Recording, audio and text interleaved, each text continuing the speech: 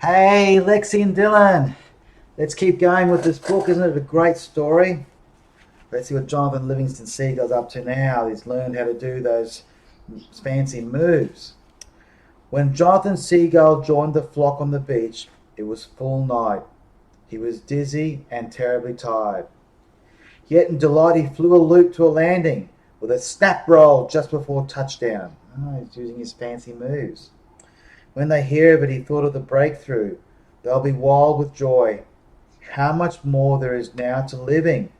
Instead of our drab slogging forth and back to the fishing boats, there's a reason to life.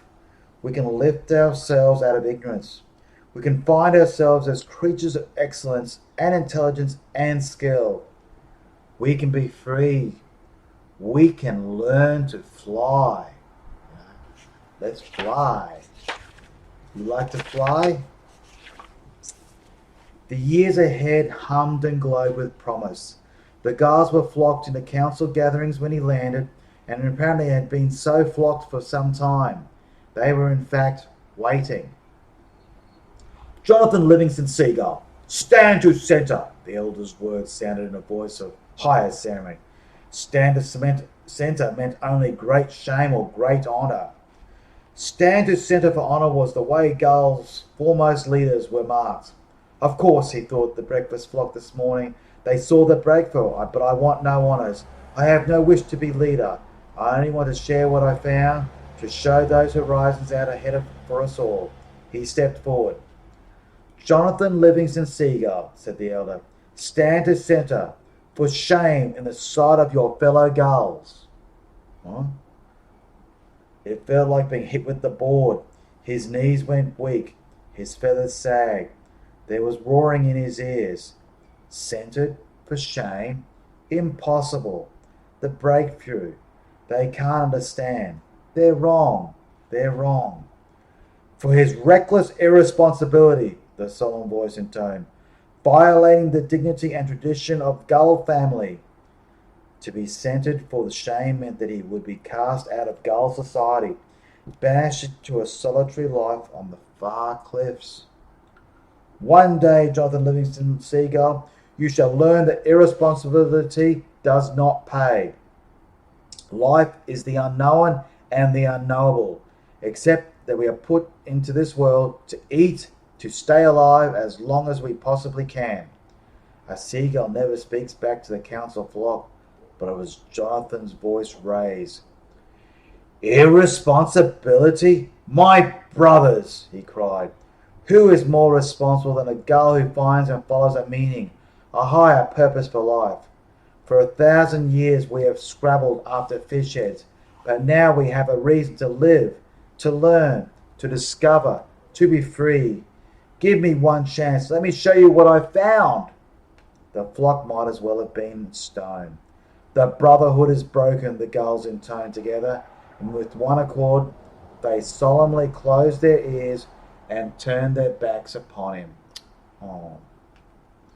Jonathan Seagull spent the rest of his days alone, but he flew out beyond the far cliffs. His one sorrow was not solitude. It was what that the other gulls refused to believe, the glory of flight that awaited them. They refused to open their eyes and see. He learned more each day. He learned that a streamlined, high-speed dive could bring him to find the rare and tasty fish that schooled 10 feet below the surface of the ocean. He no longer needed fishing boats and stale bread for survival. He learned to sleep in the air, setting a course at night across the offshore wind, covering 100 miles from sunset to sunrise.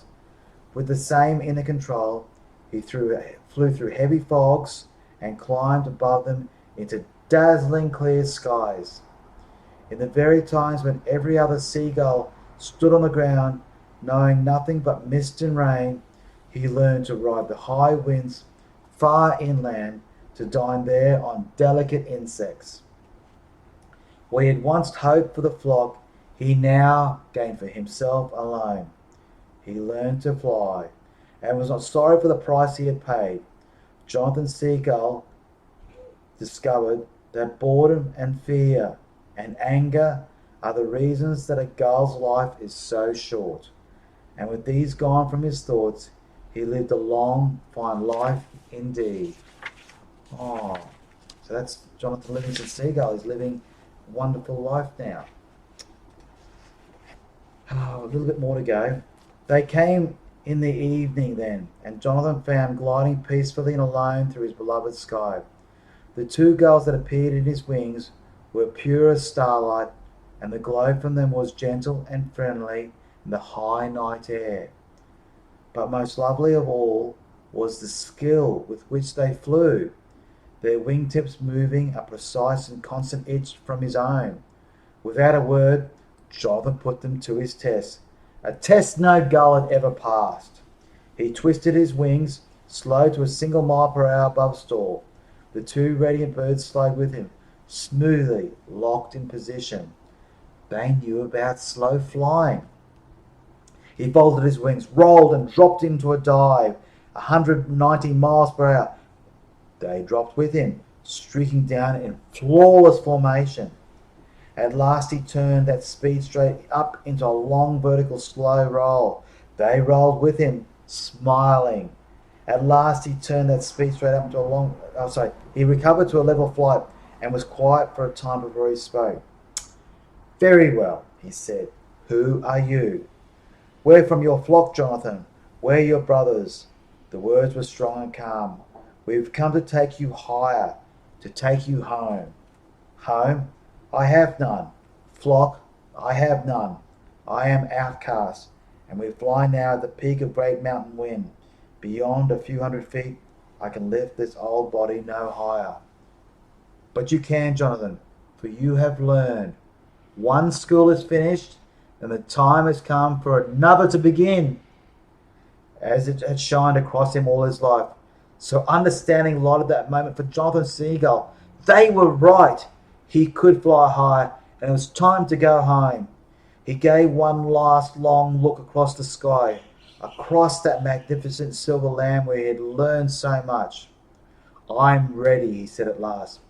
And Johnathan Livingston Seagul rose with the two star-bright gulls to disappear into a perfect dark sky. Okay, let's find out what he does next, this new adventure, where he goes to this new school to learn new things. Love you, babies. See you soon. Bye.